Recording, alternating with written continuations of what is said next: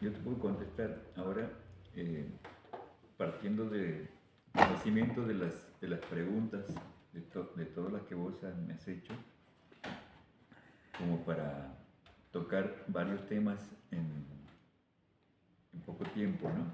O relacionarlos, mejor dicho. Eh, yo no conozco de que haya existido fichas, nunca nos han hecho fichas de afiliación a los militantes del PRT.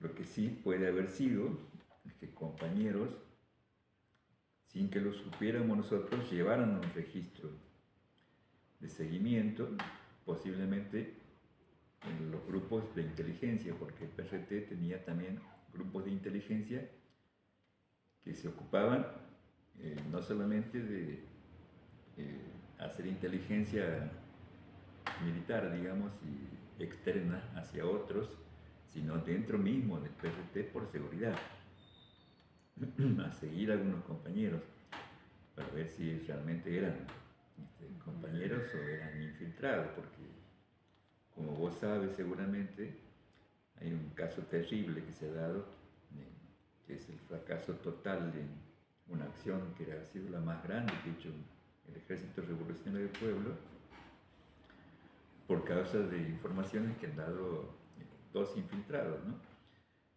Uno, el más conocido, que es el oso Ratier, creo que es el apellido. Ranier. Ranier. Ranier, sí. Y había otro infiltrado que no me acuerdo en este momento el nombre. Y bueno, pero el proceso para ingresar al PRT tenía etapas. Los compañeros te observaban en tu actividad política pública. Vos te ibas acercando. En el caso mío ha habido muchos casos, ¿no? Porque algunos se acercaban al PRT o los invitaban a participar dentro de sindicatos o de universidades o en el campo, suponete en medio de los obreros rurales o a veces incluso los mismos capataces, o, de acuerdo a las características que tuvieran. Y cómo veían ellos las características, los compañeros que ya militaban, decían, este chango o esta chica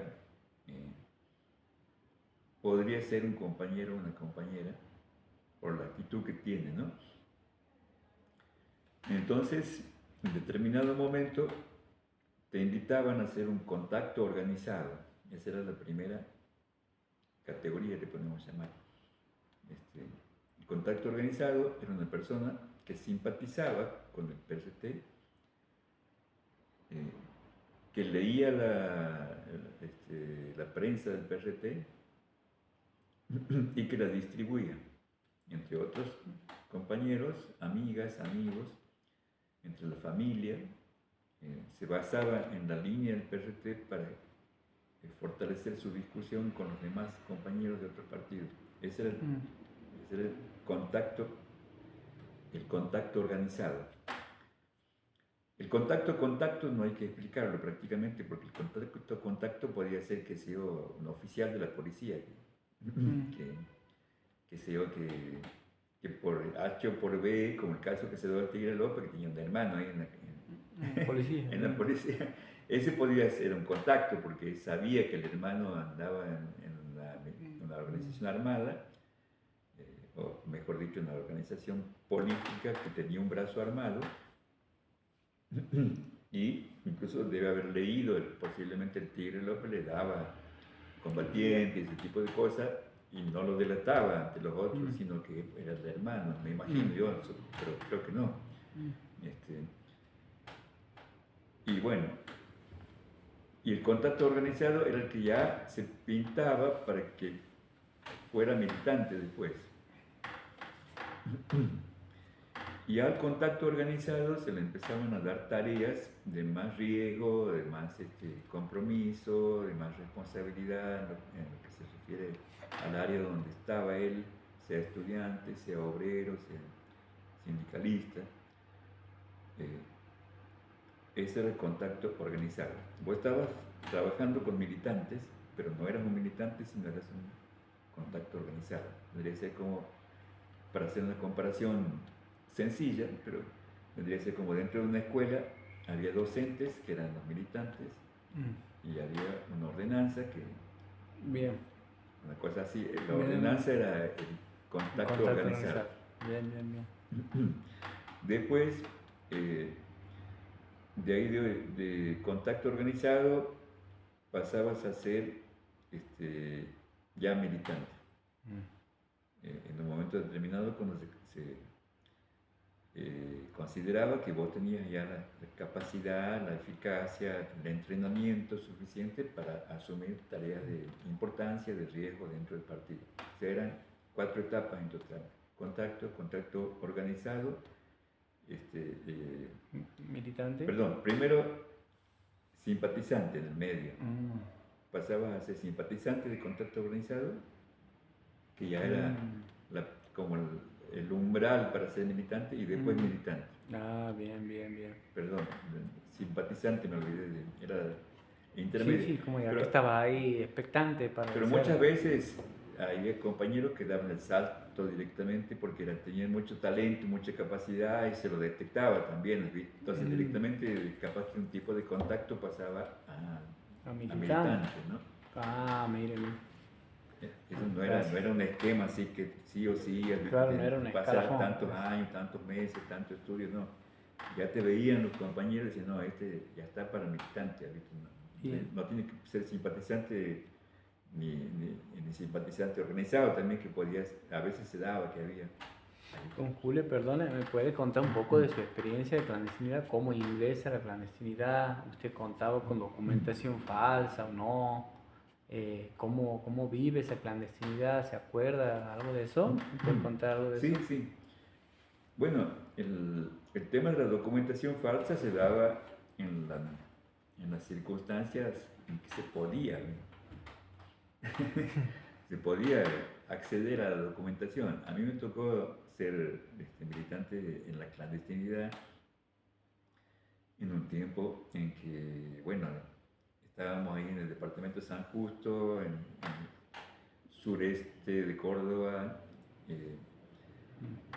Prácticamente éramos como una isla también, ¿has visto? Y era un momento en que, estoy hablando ya, a mí me tocó vivir esa etapa en el año 1975, 1900, fines de 74, desde mediados de 74 hasta principios del 76, que es cuando me capturan recién. Entonces,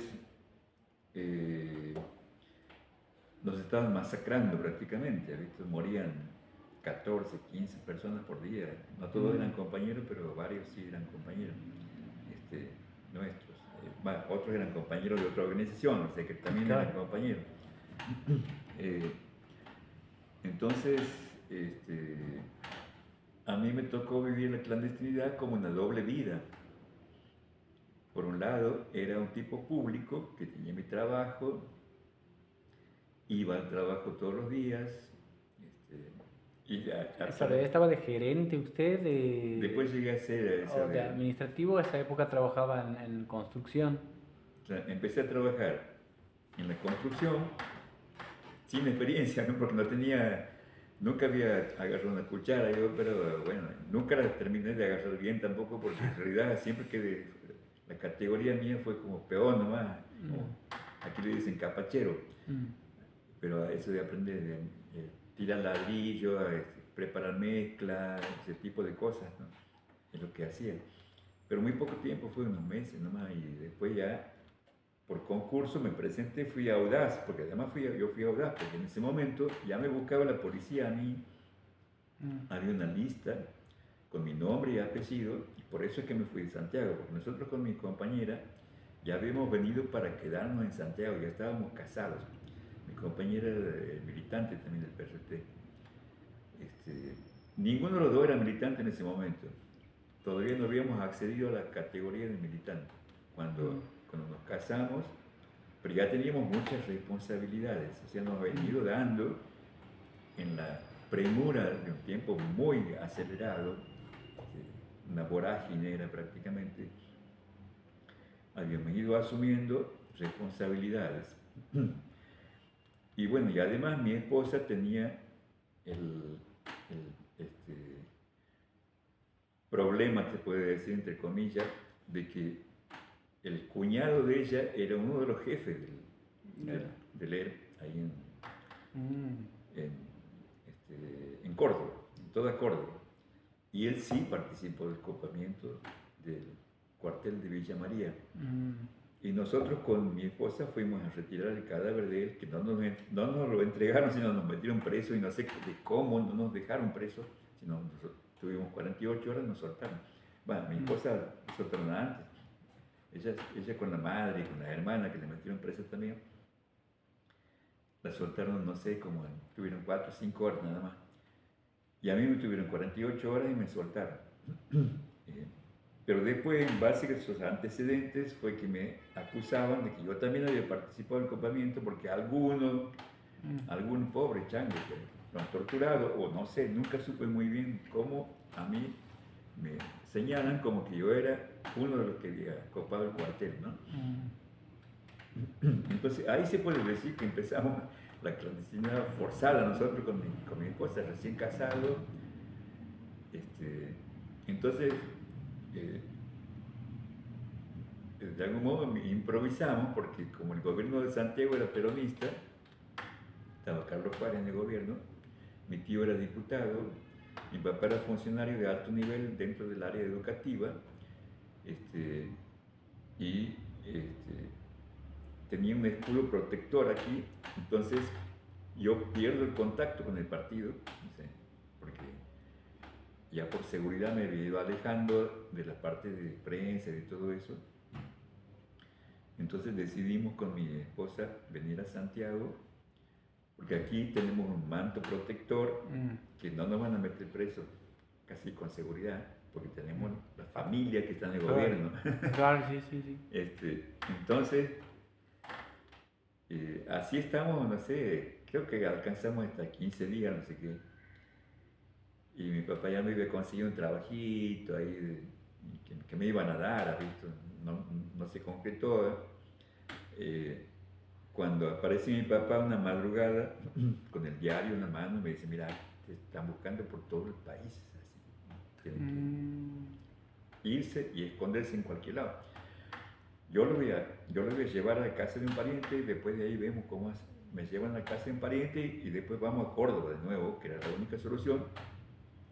Incluso es que lo que el mismo Juárez le había dicho a mi familia, Juárez estaba al tanto.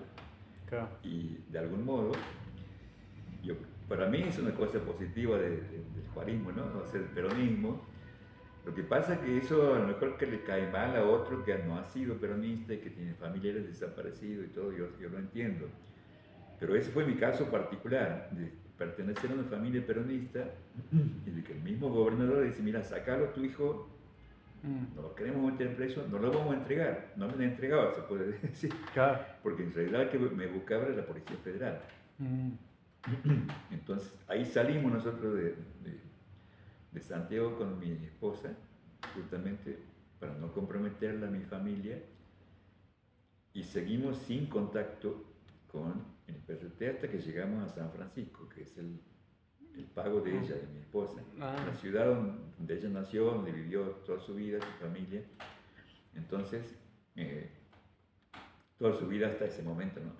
Ella tenía en ese momento 22 años, ¿no? Yo tenía 25. Y bueno, ahí retomamos el contacto con el partido y el partido me integra. ¿Ustedes lo buscan el gente del partido o el partido lo busca a ustedes? No, es que la familia de mi esposa estaba, ella tenía 2 hermanas en el PRT, tenía otros en el PRT de Córdoba, entonces ya directamente, entonces ha visto cómo entra la familia también aquí, ¿no? Cosas que a veces no están previstas dentro de las normas revolucionarias, digamos, sino que se dan en la práctica. Entonces, ahí, cuando llegamos a San Francisco, yo vuelvo a tomar contacto con el PRT, me integro como un militante más, y estaba un compañero que era el responsable, que era un estudiante universitario, ya estaba por terminar, o no sé si estaba en la última ya, no sé, no me acuerdo si era estudiante de ingeniería, algo así, que iba y volvía a Córdoba. Y el compañero ese militante lo matan en un enfrentamiento en Córdoba, porque se ve que él, además de iba a Córdoba, pero participaba en acciones armadas. Eso no lo sabíamos nosotros. Lo matan, entonces un día viene una compañera de Córdoba y me dice que los compañeros de Córdoba han decidido que vos seas el responsable de aquí. Eso yo ya trabajaba, como dices vos, en una fábrica de metalúrgica, pero como en administrativo, ¿has visto? En jerarquía, como de... No era jefe, sino que era encargado de personal administrativo. Yo era el que me encargaba de darle los permisos a los obreros, de llevarla... Eran 300 obreros en total, de llevar, suponete, los certificados médicos, todo ese tipo de cosas. Bueno. Y entonces yo le dije a la compañera, mira, no sé si estoy capacitado yo, porque yo cuando vine para acá, ni siquiera nunca me designaron militante, yo siempre era un contacto organizado, tal vez un simpatizante. No, pero vos ya los compañeros, o sea que a mí no me nombró militante así, no me han dicho vos vas a ser militante. Durante mi trabajo en la prensa del PRT, por el apuro que había nada más. Pero yo he estado en la casa operativa donde yo vivía, había reuniones donde participó Santucho, el jefe. ¿En Córdoba? En Córdoba, sí. Pero yo estaba ahí, pero yo no participaba, ¿no? ¿Ah, usted lo viste ahí? Ni siquiera lo he visto, ¿no? Ah. Yo no lo veía ni nada. Yo me tenía que tabicar, que era lo que me tenía, porque era una casa grande. Era la redacción de la revista, era un sitio legal, ¿has visto? ¿Esa qué revista era esa vez? Posición. Yo vivía ahí en la revista Posición, en la redacción. Incluso a veces me quedaba solo porque todos los que vivían conmigo, que eran 5 o 6 compañeros en diferentes habitaciones, eran del interior de Córdoba, entonces iban y volvían, ¿has visto? Los fines de semana se iban a ver a su esposa o a lo que era más grande, o a su papá, a su mamá, lo que era más chico, así. Yo me quedaba solo ahí a veces. Bueno. ¿Tabicarse? ¿Qué consistía? ¿Era una actitud, una auto...? Claro, tabicarse era que, suponete que aquí va a haber una reunión, que de pronto se llega la cúpula del PRT aquí y dicen, ustedes dos se tabican inmediatamente, nosotros tenemos que salir rajando, ir al fondo, encerrarnos, a ver, y no salir. Salvo que escuchemos tiro o algo así. Claro. Y salimos a pelear. No ver nada, digamos, tratar de no ver. No, de no ver, nosotros no nos ponemos venda ni nada, pero vamos a una habitación y nos autoencerramos, digamos, hasta que nos dicen, ya está. Ya pueden venir. Depende de ustedes, digamos, la actitud por ahí de no hacer esa cosa, no querer escuchar. No, tampoco, no, absolutamente. Bien. No, para el contrario, no queríamos escuchar nada, prendíamos la radio, nos poníamos a charlar. Y bueno, entonces, ahí volviendo a San Francisco, cuando a mí me designan militante, me designan jefe de encargado, responsable se le llamaba, responsable de la regional, no era una regional, era una zona, porque eso es también una cosa que creo que no te he dicho, que es importante. El PRT se dividía en zonas, en regionales y bueno, en organizaciones nacionales, ¿no es cierto? La zona era, suponete, un departamento de Santiago del Estero, la zona de Añatuya, no es un departamento. De Atamisqui, póngale. De Atamisqui, de Tahuada, de Robles, etc. En varios pueblos, o la zona de Santiago del Estero, por decir algo, ¿no? Entonces a mí designan responsable, cuando yo le digo a la chica que era una chica el contacto que venía de Córdoba, de la dirección, a relacionarse con nosotros. Y la segunda vez que viene, porque venía una vez por semana, más o menos cada 15 días venía a veces, la segunda vez que viene me dice, ya te han designado militante, no te preocupes. Por eso puede ser que, como dice el Tigre, a lo mejor había un registro y ellos ponían, bueno, este es militante, ya, a lo mejor, ¿no? Supongo por la inteligencia habrá sido, no sé. Primero entonces era responsable y después era militante usted. Sí, una semana después, no sé qué, 15 días me han dado el grado de militante. Y bueno, yo lo primero que hice, también la designé militante de mi esposa. Porque por supuesto estábamos de acuerdo de que ella era seguramente que era mejor que yo, incluso, y es, incluso lo que seguro que sí es mi esposa y que siempre hemos tenido problemas, incluso un poco por eso. Ella es mucho más marxista que yo. Yo soy más, o sea, amplio, como buen hijo de peronistas, soy cristiano. Ella también es cristiana, una de esas dos cosas coincidimos, pero la mayoría del PRT no era cristiano. Y incluso, bueno, eso no tiene tanta importancia porque también había muchísimos que eran ateos, o decían que eran ateos, pero eran más cristianos que otros cristianos, en la práctica, digamos. Y bueno, ese fue el momento que nosotros tuvimos que entrar en la clandestinidad, que era una semi-clandestinidad en realidad, porque ya en San Francisco yo actúo con mucha audacia, que es mucho riesgo realmente, sí, pero siempre es riesgo. Hay un riesgo militar en un movimiento revolucionario armado, que tiene un brazo armado. Por más que vos seas representantes, entre comillas, se puede decir, supone que si sos un abogado, como el Kuki Kuruchet, que yo leo ahí que un compañero, que lo conozco muy bien, porque fue un compañero mío de la redacción de las revistas que hacíamos allá en Córdoba. De posición. Sí, que es Negro Laje. Él dice en una de las entrevistas que te he mandado, él dice, bueno, Kuki Kuruchet dice, no era del PRT, él era un abogado de preso político. No es así. Lo lamento, pero hay compañeros que lo mejor por cubrirse ahora después, o no sé por qué razón, no me voy a detener a analizar por qué dicen algunas cosas los compañeros, o a lo mejor tal vez él lo creía, porque también no todos tenían que saber quién era militante y quién no era, pero Kuki sí era un militante, suponente. Yo lo conocí bien al abogado, era un abogado y era un tipo genial también, una inteligencia, una vitalidad. Todos éramos jóvenes en ese tiempo, ¿no? Kuki era un tipo de 30 años más o menos. Era una luminaria realmente, como abogado. Y bueno, y él así defendiendo presos políticos, defendiendo las posturas del movimiento revolucionario, tanto sea en la clandestinidad como en la vida pública, era muy conocido y lo matan, lo masacran.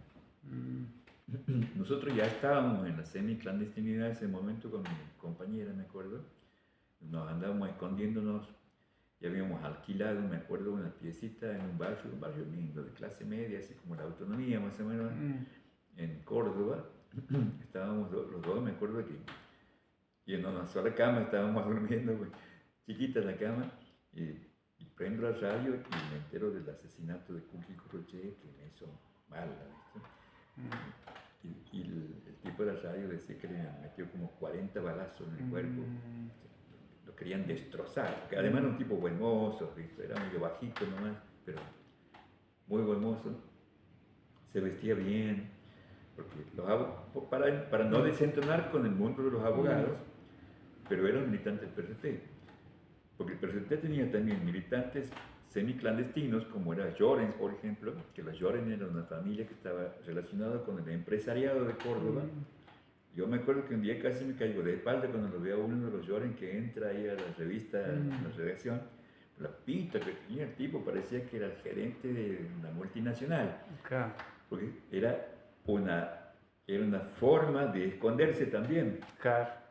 porque la policía lo que buscaba eran tipos así melenudos, de Mm, barba, medio descuidados, o mm. tipos como, o sea, el arquetipo como esto que ponen ahora, que el cuca, suponete que el ¿No? negro, que Sí, sí.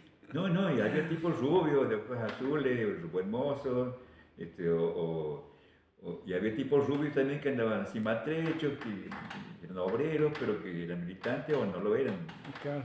digamos, pero la ropa para nosotros era una forma a veces de disfrazarnos.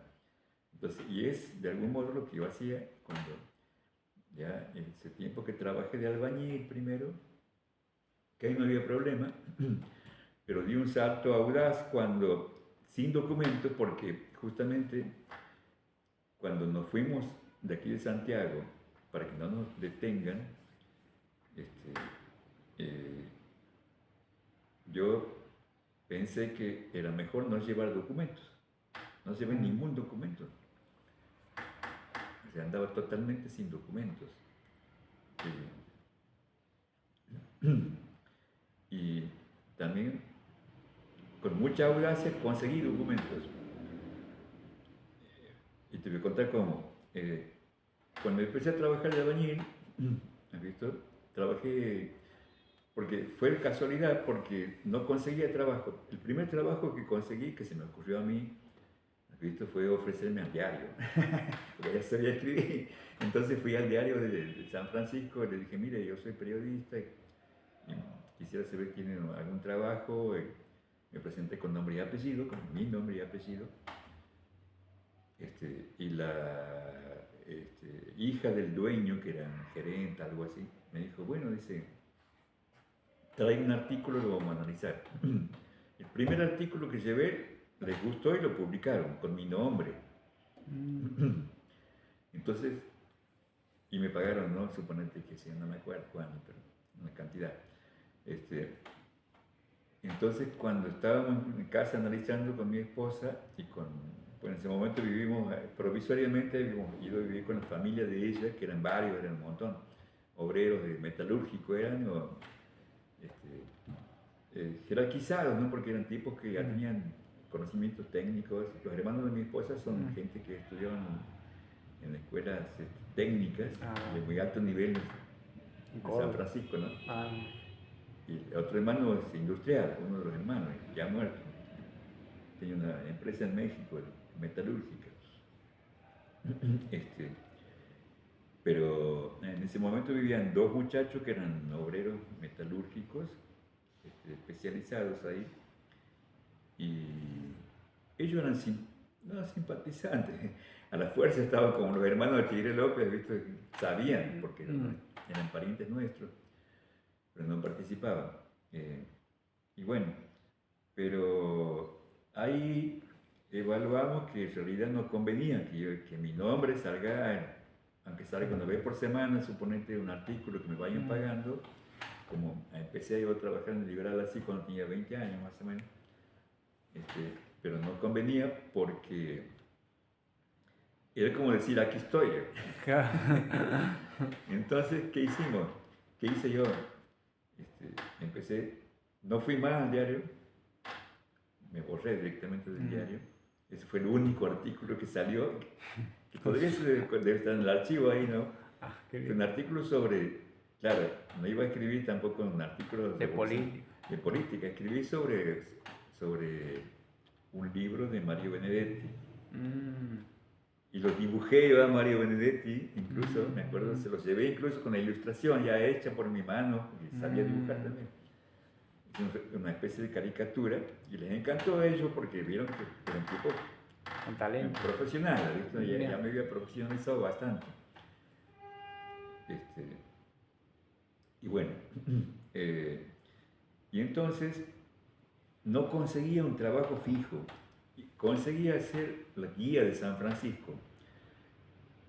Era un riesgo porque me buscaba la policía por todo el país y yo andaba buscando trabajo que necesariamente en algún momento lo tenía que inscribir en algo y dar mi nombre.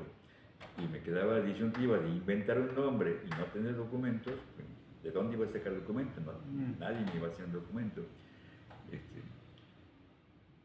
No estaba, el partido estaba en la lucha más intensa de ese momento, no iban a andar perdiendo tiempo en hacerme un documento, de conseguirme de dónde, así, no teníamos tanto aparato para eso, para que todos los que estuvieran clandestinos, cada uno tenía que improvisar y arreglarse como podía. Entonces, cuando hice esa guía de San Francisco, ahí gané unos pesitos, pero después me agarró una depresión porque mi esposa era estudiante de medicina, estaba embarazada de nuestra primera hija y yo no conseguía un sueldo, ¿visto? Para mantenernos. Iba improvisando así y en un momento determinado, en una reunión, que yo todavía era militante de una célula, que éramos 4 creo en ese momento, y eran las células vietnamitas, eran 3 o 4 como máximo, ¿no es cierto? Porque ya la represión se había puesto muy fuerte y de ser células de 10 o de 8 o 15 incluso a veces se pasó esto de ser 3 o 4 nada más. Mejor si eran 3 nada más las células. Como norma de seguridad. Norma de seguridad. Entonces, el compañero que era responsable de esa célula era un albañil, un tipo grande, ya como de grande para nosotros, ¿no? 45 años por ahí, y yo en ese momento tenía 24, 25. Y yo digo, chango, era un santiagueño también, era de Frías, pero vivía ahí en San Francisco. Y él tenía una cuadrilla de albañiles, él era el encargado de una cuadrilla de albañiles, que bueno, las ampliaba o las achicaba de acuerdo a la obra que le dieran, ¿no? ¿Visto? Entonces me dice, vení, trabaja conmigo, dice, trabaja de albañil. No, pero yo no sé nada, le digo, de albañil. Hoy vas a aprender, es fácil, bueno. Y así de prepo fui un día, bueno, mañana voy.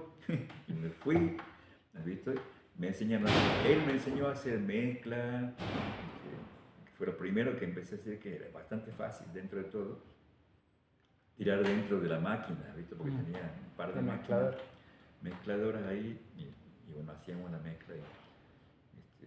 Y bueno, ya después con eso me envalentoné porque trabajamos en 2 obras grandes y ya con eso ya tenía plata para mi familia, ¿viste? Entonces me envalentoné y me presenté en una empresa constructora, en la más grande de San Francisco, que construía semejantes edificios, ¿has visto? Y me tomaron. Y me registraron con nombre y apellido. ¿Propio? Propio. Y cuando yo me jugué a eso, porque por la reflexión que te decía recién, si uno digo un nombre falso, si me piden documento, ¿qué documento lo voy a dar? Pero con mi nombre y apellido, por lo menos tengo más posibilidad, porque si me interrogan, suponete, puedo decir, aquí está. Puedo decir, bueno, creo que por ahí tenía alguna cosa yo, como no sé, algún certificado que me habían dado, que eso sí lo podía esgrimir, ¿has visto? No tenía los documentos, no tenía ni cédula ni libreta de enrolamiento, que en esa época se había dejado aquí directamente. No me acuerdo si fue deliberadamente o por olvido, me parece que fue deliberadamente, que yo no quería llevarlo directamente, claro. Eso decidí en ese momento. Bueno, cuando me presento ahí en la empresa, que la chica que me toma los datos, me dice su número de documento, y le digo 7, 6, le digo mi número de memoria, y lo pone ahí, ni me pide el documento. Nada. Así empezó la forma como yo conseguí documentos después. Ya vas a ver cómo. Porque al anotarme y al ponerme en blanco, me podía afiliar a la Unión Obrera de la Construcción. Fue lo primero que hice, porque como mi hija iba a nacer, dentro de poco yo necesitaba una obra social. Entonces, creo que no sé si de ahí nomás o 2 o 3 días después que ya empecé a trabajar en esa fábrica, en esa empresa me salió la palabra fábrica porque el primer trabajo fue en una fábrica de harina, una fábrica grande. Estaban haciendo una ampliación, un galpón, no sé qué. Yo entré ahí a la fábrica y trabajaba para esa empresa ya, en esa fábrica, adentro. Ya el sueldo era alto, porque en la época esa del peronismo, entre 73, se pagaban sueldos altos a los obreros, especialmente porque los sindicatos estaban en el poder. Entonces, la Unión Obrera Metalúrgica, el obrero, el albañil, te cobraba un sueldo, por decirte algo, la categoría más más baja, que era ayudante. Ayudante, así era el nombre nada más. Vos eras ayudante para cualquier cosa, digamos, Claro. que era la más baja. Ganaba, como decirte ahora, 2 millones de pesos de ahora. Bien. Ese era un sueldo alto. Claro. Y bueno, entonces me voy a la Unión Obrera Metalúrgica, que tenía un hermoso sindicato ahí, visto, muy bien puesto, y me dan el carnet al toque, con el recibo de sueldo nada más. Eso, yo decía que los primeros días debe haber sido a fin de mes, creo que ha sido el primer recibo de sueldo, que me voy yo, y claro, trabajaba en una empresa importante, era evidentemente un albañil. Entonces me dan el carnet, un hermoso carnet, ¿viste? Con una fotito y todo, con mi nombre y apellido, o sea, un genuino documento. Bueno, ese fue el primer documento que tuve. Y después, al poco tiempo nomás, mi suegra me dice un día cuando volví a trabajar, me dice, mira, dice, salió este aviso en el diario que piden, y me presento yo en una empresa metalúrgica y me dan el puesto administrativo. ¿Has visto? Entonces cuando me dan el puesto administrativo, yo con el primer recibo de sueldo de ese puesto administrativo, me voy a la Unión Obrera Metalúrgica, a la UOM. Que incluso que la gerenta me había sugerido a mí, la gerenta era la hija del dueño de las fábricas, eran 2 plantas, cada uno tenía 150 obreros metalúrgicas, se fabricaban autopartes para la Fiat. Y me dice, te sugiero que te afilies a la UOM. No, ella me sugería que me afiliara a los gerentes. Ah. Yo era pequeño y burgués para ella, ¿viste? Y claro. además me vestía bien, limpito, ¿viste? Claro. Distinto de los obreros, digamos. A pesar que eran todos gringos ahí, ¿no? Ahí son todos gringos. Claro. Ahí no hay negro prácticamente en San Francisco. No había, salvo los que vienen de afuera, que eran muy poquitos en ese tiempo. Como el chango santiagueño, que te digo. Y bueno, yo digo, creo que me voy a afiliar a la UOM. No, ¿cómo te vas a afiliar a la UOM? Me dice ella. Claro. Bueno, voy a ver, le digo. Es la misma que la OSDE, claro. esta misma era esa misma obra social del empresariado, no sé qué, de los empresarios. Así que me fui a la UOM y ya me dieron un carnet mejor todavía, tenía 2 carnets ya. ¿Por qué te cuento tanto de estos carnets? Porque un día, como mi esposa trabajaba en Córdoba y ya estaba a punto de dar a luz, perdón, no trabajaba, iba a la universidad, estudiaba. Yo le había dicho a ella que no estudie, que yo iba a conseguir la plata también, ¿has visto? Para que ella esté bien, para que siga estudiando. Claro.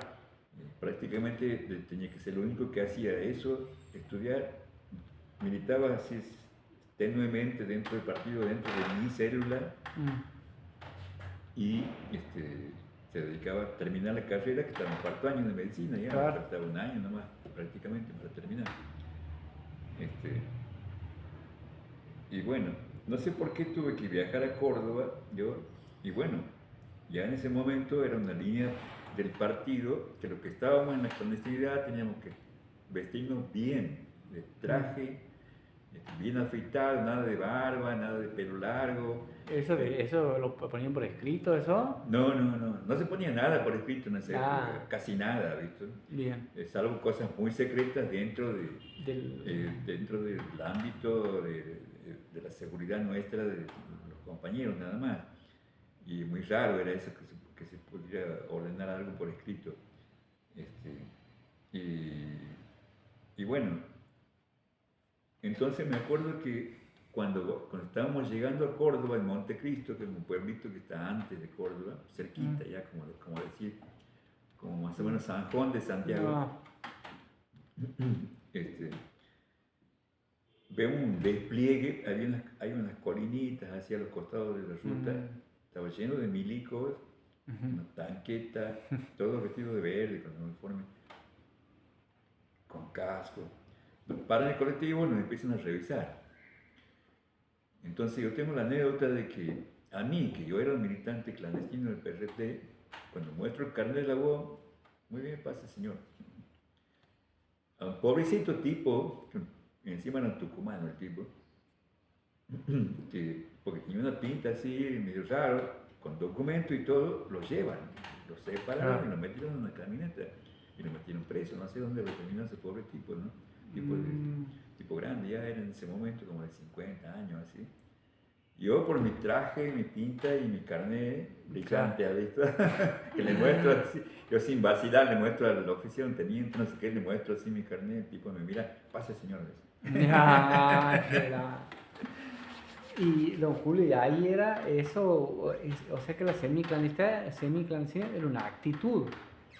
Bueno, era algo que vos lo improvisabas o te lo ordenaban de acuerdo a la función que vos estuvieses cumpliendo. Supongamos, si vos tenías un equipo que estaba en la dirección de un lugar donde se llevaban a cabo acciones armadas, vos podías o no ser clandestino, porque si únicamente había 3 personas o 4 personas que sabían que vos eras responsable, no hacía falta que estés clandestino totalmente. Vos podías hacer como hacía yo, que trabajaba con un hombre, todo el mundo tenía 2 personalidades. Tenía la personalidad del tipo que me tenía que manejar en un ambiente empresarial, se puede decir, y público, y entre obreros, pero como si no fuera obrero, que no lo era en realidad. Otra anécdota que te cuento, cuando en la fiesta de fin de año de 1975, vamos con mi esposa, porque yo era un empleado de esa empresa y como te conté, eran como 300 obreros más o menos. En un club se hace la fiesta de fin de año de la empresa, entonces era todo un campo de deportes, no sé si era una cancha de fútbol o algo así. Pero no era de fútbol porque estaba toda, no sé, era un club, era todo con mosaico, piso de mosaico, habían puesto mesas alrededor de una pista donde se iba a bailar después. Y al fondo había una mesa larga que estaba todo el personal jerárquico, que era gerentes, jefes de planta y todo ese tipo de cosas, y el dueño con la esposa, con los hijos. Entonces llegamos nosotros con mi esposa a la fiesta, que lo que estoy pensando, no me acuerdo dónde creo que la debemos haber dejado a mi hijita que era recién nacida, con mi suegra, cierto, con mi suegra la habíamos dejado. Y llegamos a ponerle, qué sé yo, a las 9:30, 10 de la noche, no sé qué, ya estaban todos, ya estaban todo lleno. Y me saludan los muchachos obreros que me conocían, me dicen, hola Julio, ¿cómo? Entonces me dice, y yo me acerco a uno que me caía simpático, ¿cómo te va? Le saludo a la señora, todo. Él estaba con la señora ahí, una hija, mi hijo. ¿Te quieres sentar? Me dice. Sí, bueno, nos sentamos aquí, nos sentamos ahí en la mesa, ante la mesa, con los obreros. Y no han pasado 5 minutos y viene uno de los encargados, el chef, no sé qué, los encargados de la coordinación de todo, del acto, que era un empleado no de la fábrica, sino de ahí, de señor Carreras, me dice, sí, le digo yo, me manda el señor Filippi, que era el dueño de la fábrica, a decirle que por favor pase allá, a la mesa, que esa mesa le corresponde a usted, me dice el tipo, ¿no? Me hicieron ir ahí, y bueno, y el chango, claro, él también comprendió, por supuesto, eran las normas del juego, yo tenía que vivir así, ¿has visto? Claro. Bien, entiendo. Y ir a sentarme ahí entre todos los caretones, y la cara ahí, todos pintudos, todos manchetos, finos. Y don Julio, ahí recién habla usted de los que estaban, como usted dice, no hace falta estar como muy clandestinos. ¿Y cómo que sabe usted de los que estaban muy clandestinos, por ejemplo? Y los que estaban muy clandestinos eran las células operativas que tenían verdaderamente, supongamos que estaban únicamente para combatir, no había exclusividad de combatientes. El combatiente también tenía su vida política, siempre tenía una vida política, pero generalmente se concentraba en un barrio humilde, cosa que no se sospeche de él. O si estaba en un lugar de clase media, ya era un militante rentado, o sea, no tenía que ir a trabajar como que yo tenía que trabajar, sino que el trabajo de él era la lucha armada y bueno, algunas otras cosas. ¿Se le pagaba mensualmente? ¿Se le pagaba? Y sí, era pagado, o si no, que si eran changos que a veces tenían su propio ingreso porque eran de familias más o menos pudientes, o bueno, no sé, no sé cómo se arreglaban, había miles de situaciones, ¿no es cierto? No sé cómo se arreglaban en detalle, no sé, pero sé quiénes eran los que estaban clandestinos, yo no los conocía, y nunca los he conocido muchas veces. A veces he conocido después de muchos años en la cárcel alguno que estaba así, ¿visto? Que tampoco me contó mucho, pero que uno por conversaciones o ese tipo de cosas se va enterando, ¿no?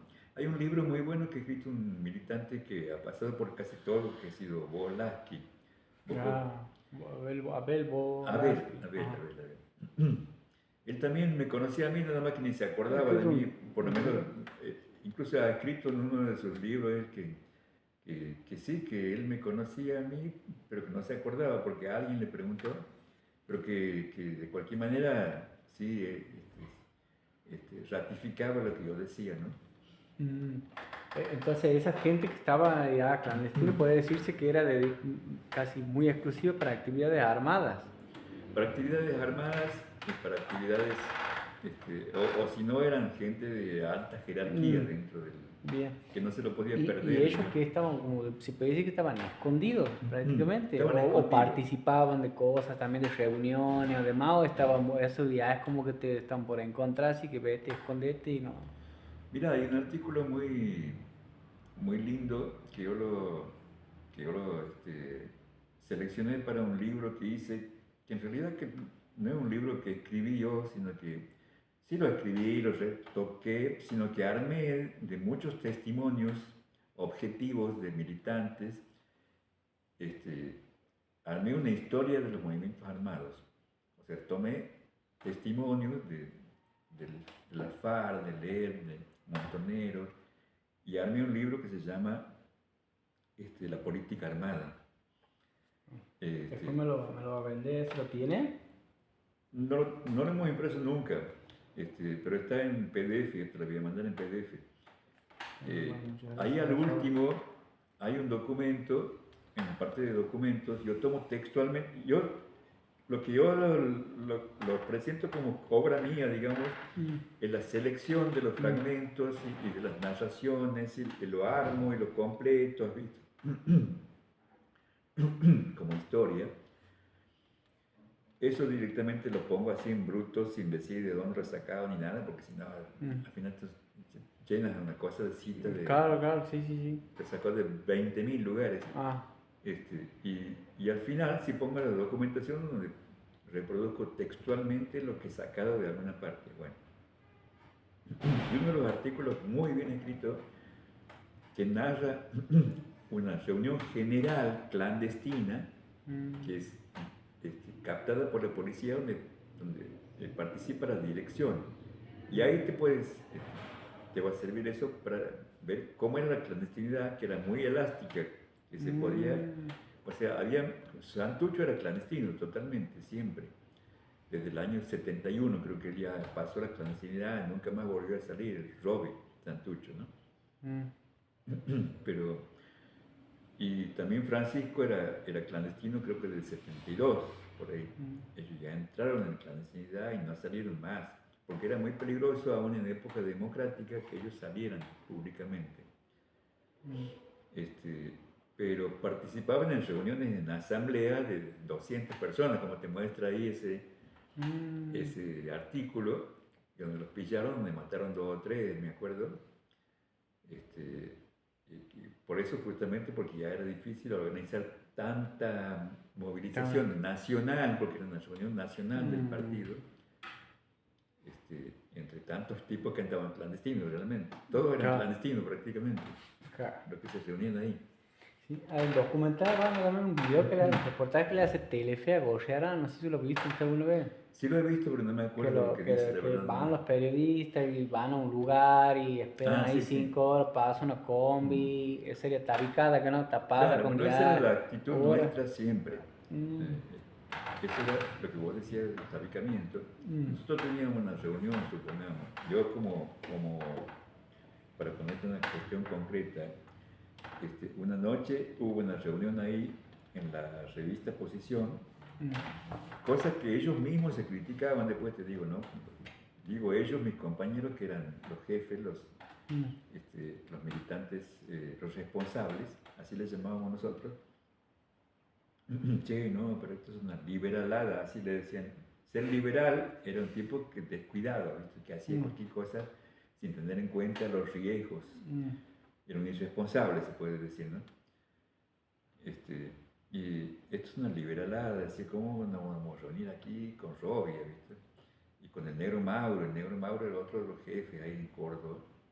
Y una noche hubo una reunión, el negro Mauro, el Zorro, que había otro que le decían el Zorro, que era un militante, era el jefe, creo, máximo del Partido Obrero, Partido El Obrero se llamaba, que luchaba en conjunto con el PRT.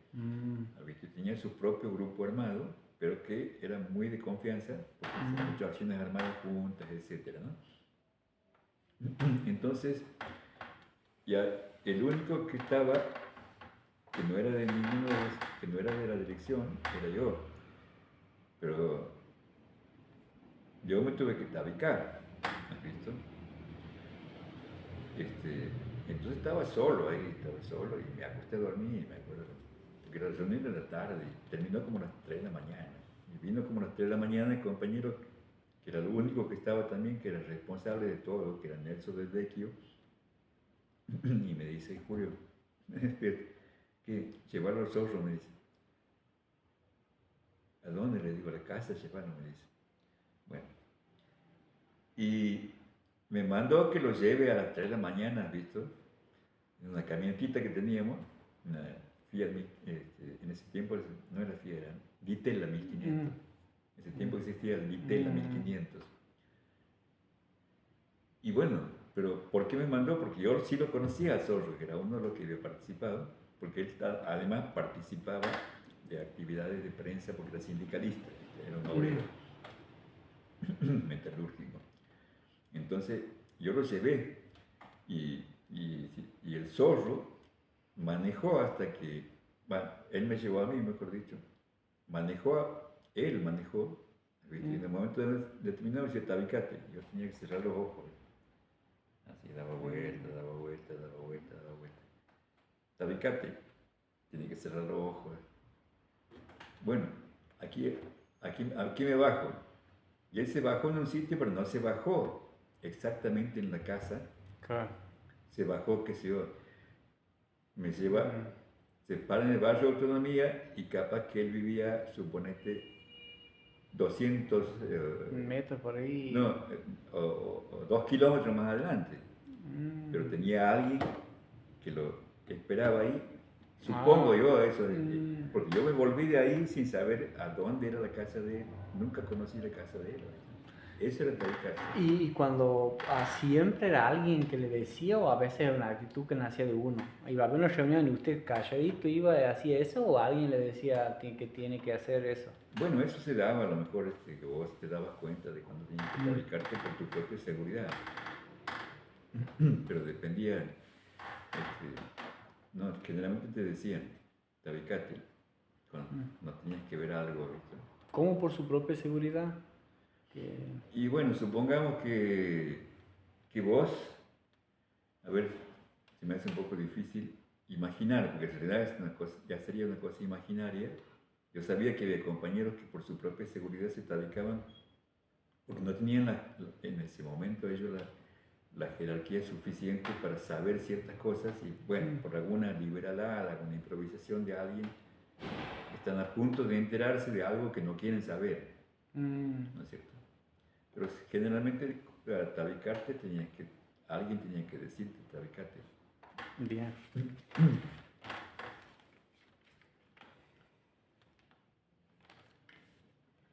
Creo que hemos tocado más o menos casi todo. Sí, sí, sí. Vos me has preguntado una cosa que me he acordado ahí, cómo se casaban.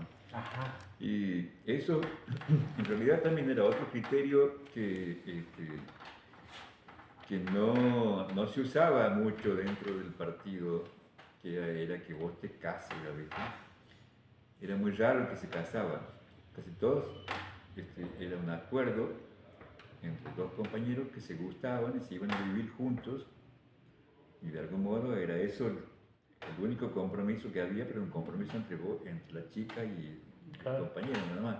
Y después otra pregunta que me has hecho vos también es si había mujeres militantes o algo así. Clandestinas. Y clandestinas, sí habían miles, debe haber habido, porque generalmente los equipos que eran combatientes o que eran de responsabilidad o que por H o por B tenían que estar en clandestinidad, eran parejas con hijos incluso, a veces familias enteras con chiquitos en clandestinidad había, ¿no? Julio, y ahí termina ya el tema, si le parece, con el tema de los hijos e hijas que iban a la escuela. Sí o sí tienen que ir con nombres, con los nombres reales. Sí, en ese caso sí. Entonces lo que hacían, lo que se hacía generalmente, lo que yo recuerdo, era que los padres, los abuelos serían, dejarlo con los abuelos, y si no se podía, o con algún hermano, y si no se podía, bueno, ahí sí se usaban documentos falsos. Bien. Ahora sí tuve un poquito de agua porque me dejó. Sí, a ver, también. Me Bueno, pica la garganta. Sí, voy al kiosco porque aquí no sé si